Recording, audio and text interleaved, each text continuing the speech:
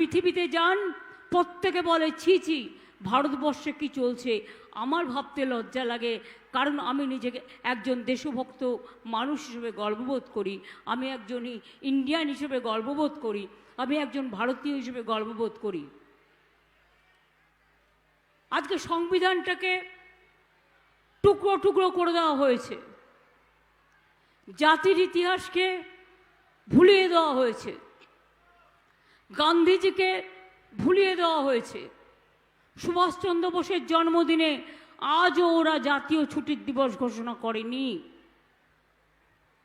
রবীন্দ্রনাথ ঠাকুর বলুন, নজরুল বলুন, মৌলানা আবুল কালাম আজাদ বলুন, বাবা সাহেব আম্বেদকর বলুন, ঈশ্বরচন্দ্র বিদ্যাসাগর বলুন, বিরসা মুন্ডা বলুন, যত নামই নেবেন দেখবেন এরা সবাই দেশের নবজাগরণ থেকে শুরু করে, সতীদাহ প্রথা বিলুপ থেকে শুরু করে, ঈশ্বরচন্দ্র বিদ্যাসাগর বাল্যবিবাহ চালু থেকে শুরু করে, বন্ধ করা থেকে শুরু করে, বিধবা বিবাহ চালু থেকে শুরু করে, সব কিন্তু এই বাংলার মাটিতে হয়েছে। আজকে দেশের জাতীয়তা, দেশের স্বাধীনতা আসতো না যদি বাংলা না থাকতো। বাংলার একটা সবচেয়ে বড় অবদান হচ্ছে বাংলা একসময় অবিভক্ত ভারতবর্ষের রাজধানী ছিল, এবং বাংলা থেকে গান্ধীজি বারবার আন্দোলন করেছেন, নেতাজি সুভাষচন্দ্র বোস আন্দোলন করেছেন, মাতঙ্গিনী আন্দোলন করেছে, বিদ্যাসাগর বর্ণ পরিচয় দিয়ে বাংলা ভাষা আমাদের শিখিয়েছেন। অলচিকি ভাষা, যারা সাঁওতালি আছে, আদিবাসী আছেন, তাদের নিজস্ব ভাষা, কারো সাদ্রি আছে, কারো অলচিকি আছে, আমরা স্বীকৃতি দিয়েছি, আমরা তাদের সম্মান করি। আমরা সম্মান করি তপশিলীভুক্ত মানুষ, নমশূদ্র, মতুয়া থেকে শুরু করে, রাজবংশী থেকে শুরু করে সকলে, বাউরি থেকে শুরু করে, বাগদি থেকে শুরু করে সকলকে আমরা সম্মান করি। সংখ্যালঘু থেকে শুরু করে, মাইনরিটি থেকে শুরু করে, মেজরিটি পর্যন্ত সকলকে। কেন করি জানেন? বিশ্বকবি রবীন্দ্রনাথ ঠাকুর দুটো জাতীয় সঙ্গীত লিখেছিলেন। একটা বাংলাদেশের স্বাধীনতা সংগ্রামের পর, যেটা বাংলাদেশ গ্রহণ করেছে জাতীয় সঙ্গীত হিসেবে, আমার সোনার বাংলা আমি তোমায় ভালোবাসি। আর ভারতবর্ষের জাতীয় সঙ্গীত জনগণ মন অধিনায়ক জয় হে, পাঞ্জাব সিন্ধু গুজরাট মারাঠা দ্রাবিড় উৎকল বঙ্গ। বাংলা জয় হিন্দ স্লোগান দিয়ে আমরা, কে দিয়েছে এই স্লোগান? নেতাজি সুভাষচন্দ্র বোস।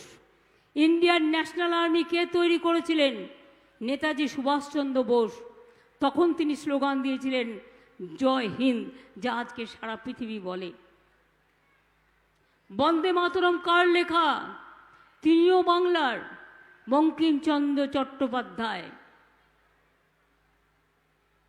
জাতীয় সঙ্গীত জনগণ মন অধিনায়ক জয় হে কার লেখা? রবীন্দ্রনাথ ঠাকুরের, তিনিও বাংলার।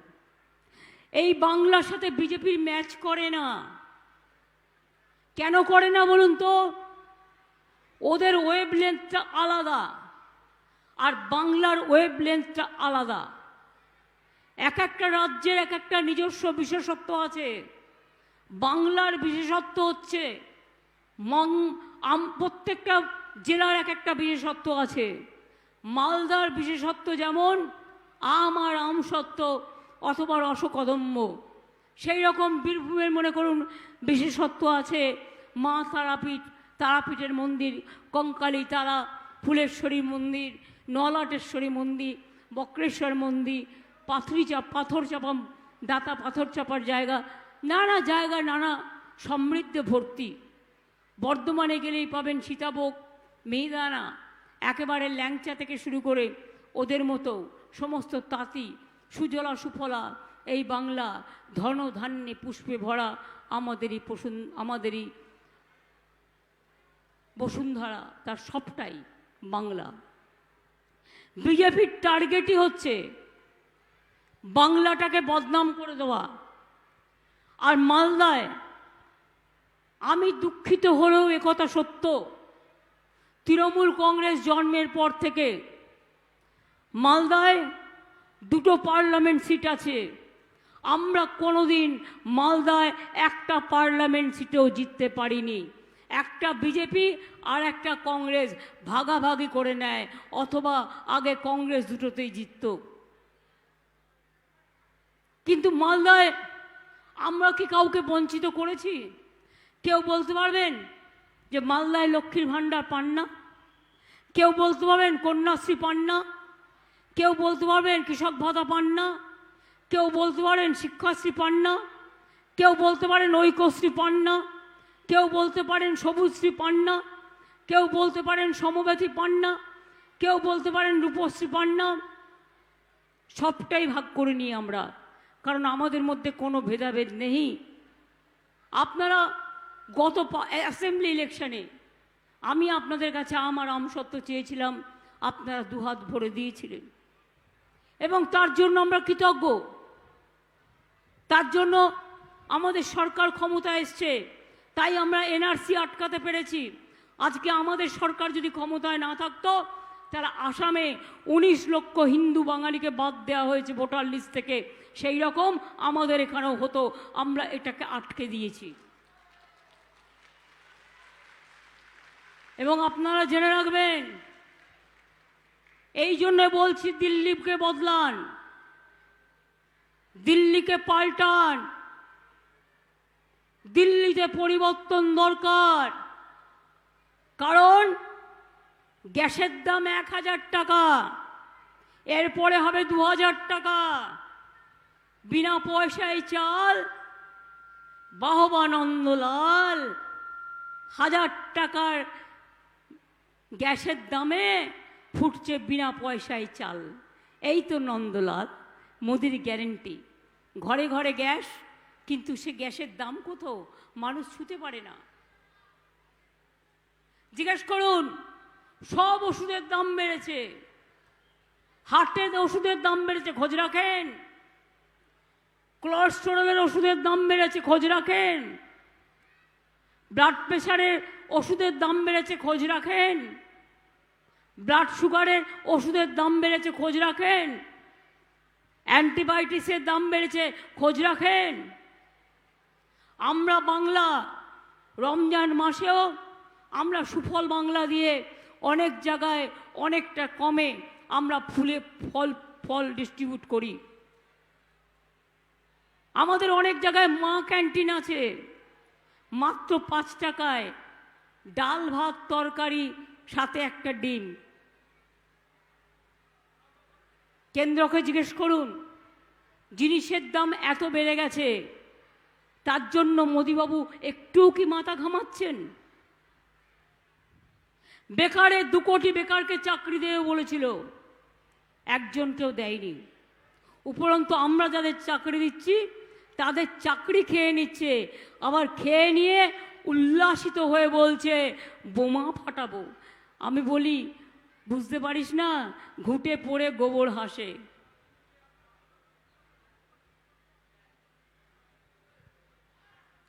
আমরা বলি, মেঘ দেখে কেউ করিস নে ভয়, আড়ালে তার সূর্য হাসে।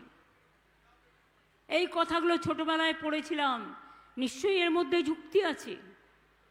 আজকে যারা অন্যের চাকরি গেলে খুশি হন, তারা একবার ভাববেন তাদের বাড়ির লোকেদের চাকরি গেলে তারা কত খুশি হতেন। তার টাকা আছে বলে, কোটি কোটি টাকার মালিক হয়েছে বলে, কালোকে সাদা করবে বলে গদ্দারগুলো সব বিজেপিতে গিয়ে জুটেছে, আর বাংলার মানুষের ক্ষতি চায়। বাংলার ছেলে মেয়েদের চাকরি খাচ্ছে, বাংলার ছেলে মেয়েদের বদনাম করছে, বাংলার বদনাম করছে। জিনিসের দাম বাড়ছে, বিজেপি হাসছে। ওষুধের দাম বাড়ছে, ভাজপা হাসছে। চাকরি যাচ্ছে, বোমা ফাটাচ্ছে।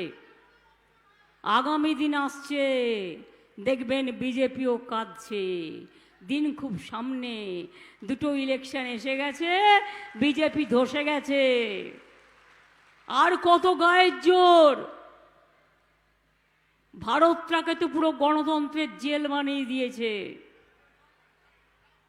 যাদের ভারতবর্ষে আসার কথা ছিল তারা অন্য জায়গায় চলে গেল।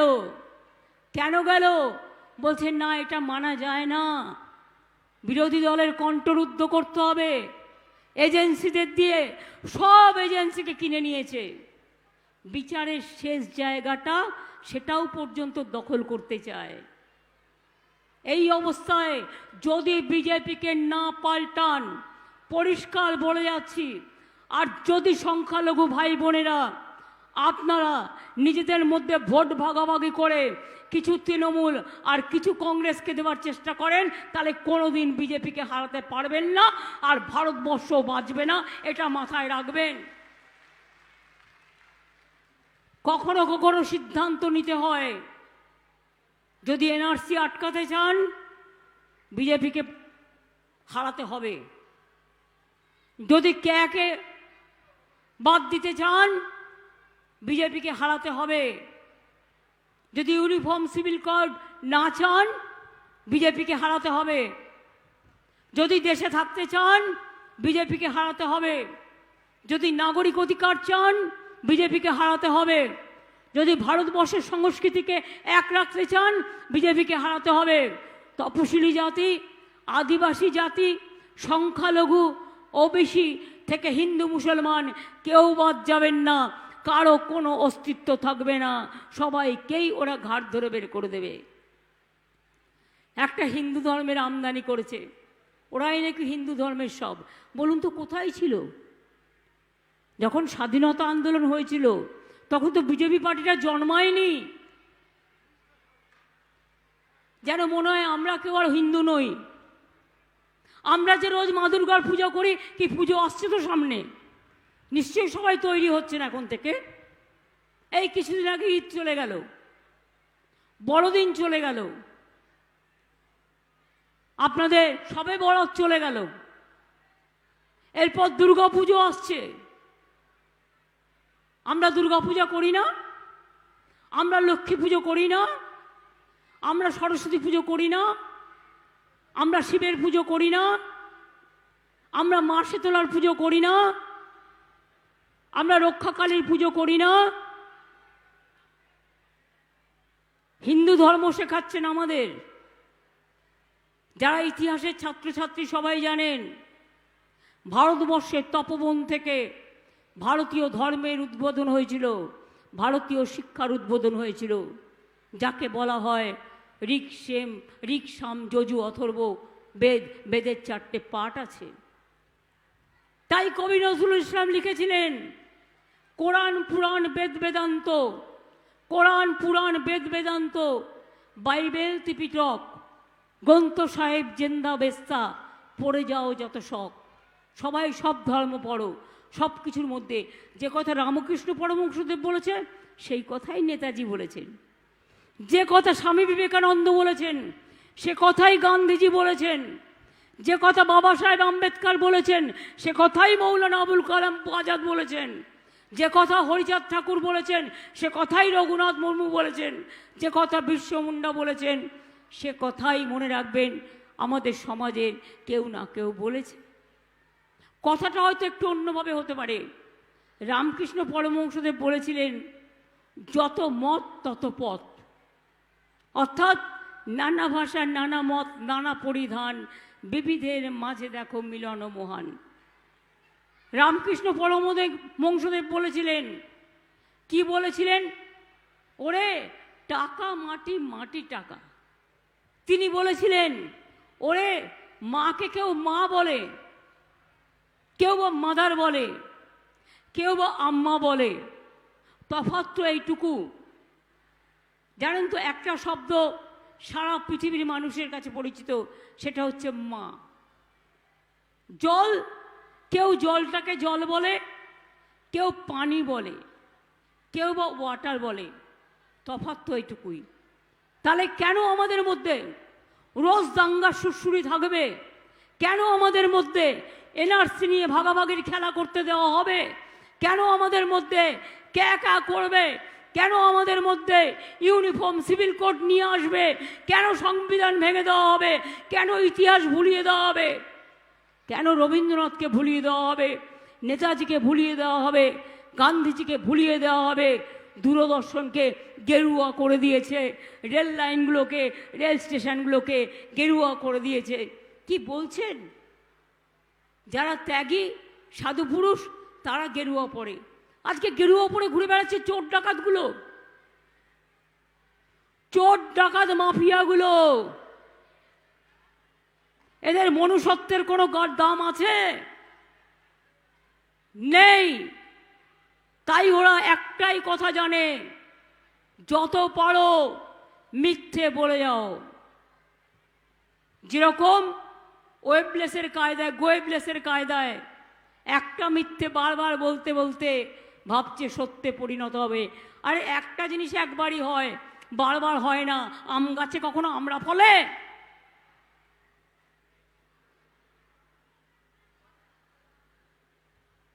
না ক্যাকড়ার পেটে ট্যাংরা মাছ জন্মায়? ক্যাকড়ার পেটে। কাজেই মনে রাখবেন, আগামী দিন এই বৃহত্তর লড়াইয়ে যাওয়ার আগে আপনার একটা ভোটের মূল্য অনেক বেশি। বিশ্বকবি রবীন্দ্রনাথ ঠাকুর একটা দামি কথা লিখেছিলেন, গানটা আপনারা সবাই জানেন, আমরা সবাই রাজা আমাদের এই রাজার রাজত্বে। আজকে কিন্তু কোনো রাজা নেই, আজ সবটাই প্রজা। একটা কোটিপতির যা ভোটের দাম, একটা রিক্সাওয়ালার তাই ভোটের দাম। একটা কোটিপতির যা ভোটের দাম, একটা টোটোওয়ালার তাই ভোটের দাম। একটা মজদুরের যা ভোটের দাম, একটা বড় বড় ইন্ডাস্ট্রিয়ালিস্ট তারও সেই ভোটের দাম। ভোটের দামে কিন্তু কেউ কম বেশি নয়, সবাই সমান। তাই আগামী দিন ভালো থাকতে চান তো? কি লক্ষ্মীর ভাণ্ডার চলবে? মা বোনেরা পাচ্ছেন? লক্ষ্মীর ভাণ্ডারে নাম লিখিয়েছেন? লিখিয়েছেন? আরে যারা লিখিয়েছেন হাতটা তুলে তো বলুন লিখিয়েছেন। টাকাটা পাচ্ছেন? 500 টাকা আরো বাড়িয়ে দিয়েছি। এখন শুধু পাচ্ছেন তাই নয়, বিজেপি বলেছে 3 মাস বাদে লক্ষ্মীর ভাণ্ডার বন্ধ করে দেবো। আমি শুধু বলেছি তোর সাহস থাকা ভালো, কিন্তু দুঃসাহস থাকা ভালো নয়। হাতটা দিয়ে দেখিস, তারপরে বুঝবি মায়ের একটা হাতার কি দাম আর একটা ঝান্নার কি দাম। মায়ের যেমন হাঁড়ি কড়াইতে রান্না করে, আর ওই হাঁড়ি কড়াইটা যদি মাথায় মুখের ওপর লেপটে দেয় তাহলে বুঝবি যে মায়ের কত দাম।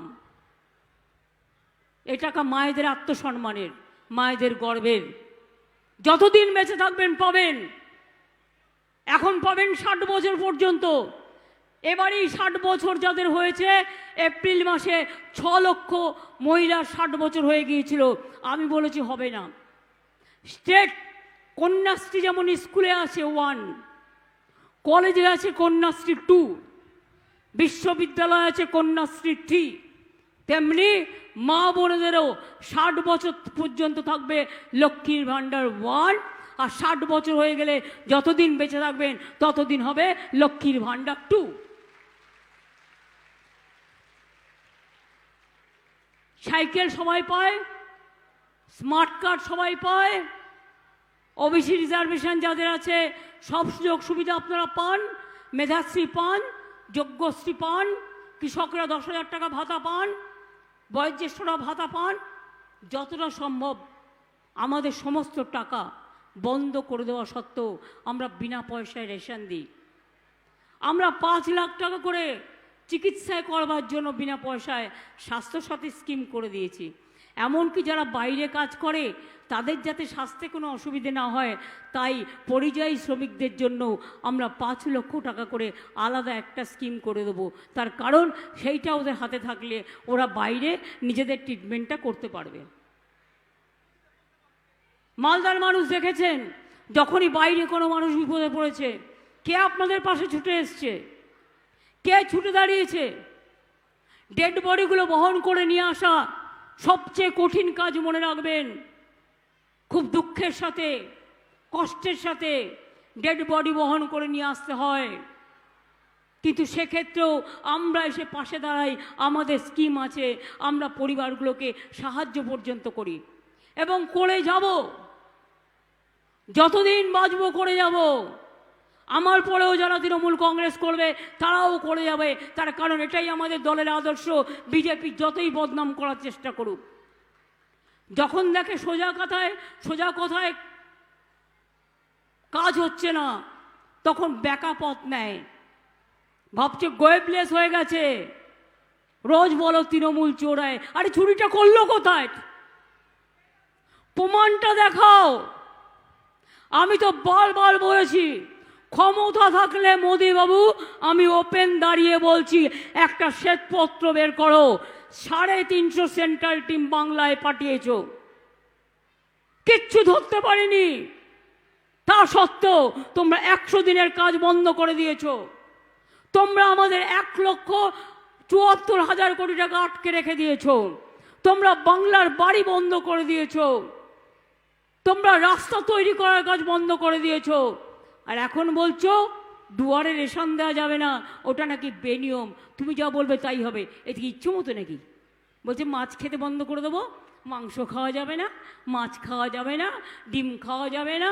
আরে ভেজ যাদের খাওয়ার ইচ্ছে খাবে, আপনা আপনা খানা, আপনা পারনা, যার যা ইচ্ছে খাবে, যার যা ইচ্ছে পড়বে, কারো ব্যাপারে কখনো হাত গলাতে নেই, নাক গলাতে নেই, এটা আমাদের কাজ নয়। তা সত্ত্বেও এদের লজ্জা নেই, ঘৃণা নেই, ভয় নেই, মিথ্যে কথা বলে বেড়াচ্ছে। কালকেও মোদিবাবুর বড় তাতা অমিত দাদা মহাশয় মেমারিতে এসে বলে গেলেন কি না, তো রাজ্য 2,32,000 কোটি টাকার হিসেব দেয়নি, এই ইউটিলাইজেশন সার্টিফিকেট দেয়নি।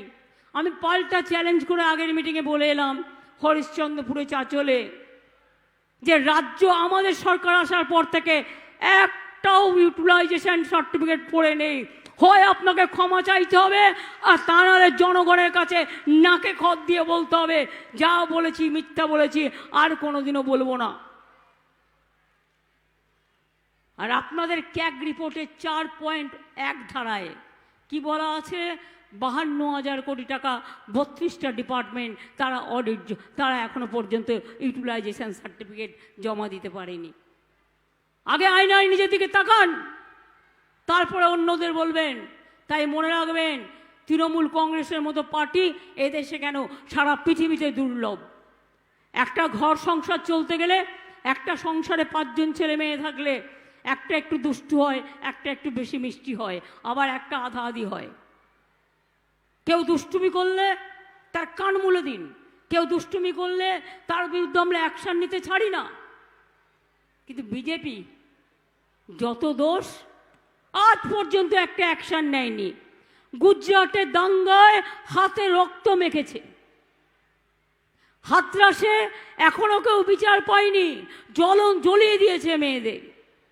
বিলকিস বানু আজও বুকে 6 জন মৃত্যুর পরিবারের সেই বদমাশগুলোকে নিয়ে, যেগুলোকে জেল থেকে যে কোর্টের আদালতে ছেড়ে দিয়েছে, তাদের নিয়ে ঘুরে বেড়াচ্ছে, তাদের ভয়ে বিচার চেয়ে। কুস্তিগির আমাদের সাক্ষী, কুস্তি না বক্সিং করতো, কুস্তি মনে হয়, সাক্ষী কুস্তিগির ইন্দ্রনীলকে জিজ্ঞেস করলে উল্টোটাই বলে দেবে। বিজেপির এক নেতা, তার উপর যে অত্যাচার করলো, কোনো বিচার হলো না, উপরন্তু তাকে নেতা বানিয়ে দিল। কৃষকদের হরিয়ানা, জানেন হরিয়ানায় বিজেপিকে ঢুকতে দিচ্ছে না কেউ, কারণ কৃষকরা আন্দোলন করছিল, ওরা যাতে দিল্লি ঢুকতে না পারে রাস্তা কেটে দিয়েছিল। স্পিড ব্রেকারগুলো যে জায়গায়, সেগুলো খ্যাঁচ খ্যাঁচ খ্যাঁচ খ্যাঁচ করে কেটে দিয়েছিল মেশিন দিয়ে, লোহার।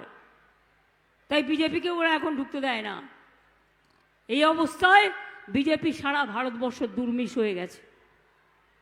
আর বাংলায় আপনারাই তো পথ দেখিয়েছেন সবার আগে। তৃণমূল কংগ্রেস তৈরি হওয়ার পর আপনারাই বাংলা তৃণমূল কংগ্রেসের জন্মদাত্রী মা। তাই আপনাদের কাছে চাইবো না তো কার কাছে চাইবো? তাই আপনাদের বলছি, খেলা হবে, এবার খেলাটা হবে, খেলা হবে, খেলা হবে। কি মা বোনেরা খেলা হবে, কি ভাই বোনেরা খেলা হবে। তাহলে মনে রাখবেন, 7ই মে আসছে দিন, জোড়া ফুলে ভোট দিন, সকাল সকাল ভোট দিন, নিজের ভোট নিজে দিন, তৃণমূলকে ভোট দিন। আমি এটুকু বলে আমার যেহেতু মিছিল আছে, আমি সবাইকে প্রণাম, সালাম, অভিনন্দন, ছাত্র যৌবনকে আমার অনেক অনেক শুভেচ্ছা, সংস্কৃতি প্রেমীদের আমার অনেক অনেক ভালোবাসা, আমার ছোট্ট ছোট্ট সাংস্কৃতিক শিল্পীদের আমার অনেক শুভনন্দন, আমার ছোট্ট ছোট্ট ভাই বোনেদের মায়েদের আমার অনেক প্রণাম, অনেক সালাম জানিয়ে আমি নৃত্যশিল্পীদের বলবো, ওপরে আসছে ইন্দ্রনীলের সাথে আপনারা একটা পারফরমেন্স করুন। আমি 4 মিনিট